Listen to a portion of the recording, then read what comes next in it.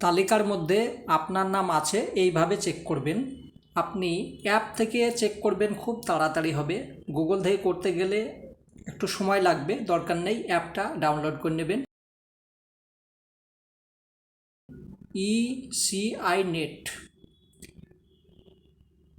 আমার এখানে ডাউনলোড হয়ে আছে, আমি ওপেন করে নিচ্ছি। এবার এখানে যে 4 নাম্বার ঘর আছে, এই 4 নাম্বার ঘরটাকে ক্লিক করতে হবে। Search your name in voter list, এই 4 নাম্বার ঘরটাই ক্লিক করুন।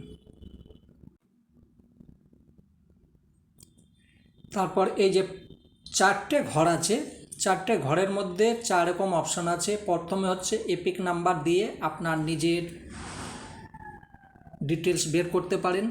2 নাম্বার সার্চ ডিটেলস, যে কার্ডের মধ্যে ডিটেলস আছে তার ওইগুলো দিয়েও আপনি করতে পারেন।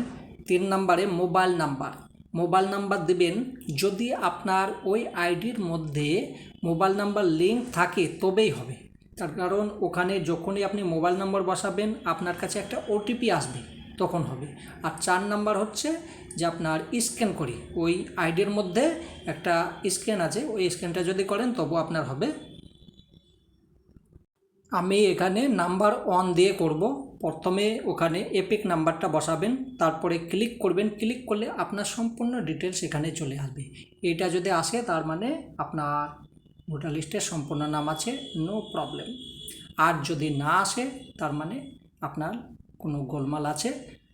আর যদি ভুল থাকে, কোনো গোলমাল থাকে, সে আপনাকে ঠিক করতে হবে। আশা করি বুঝে গিয়েছেন।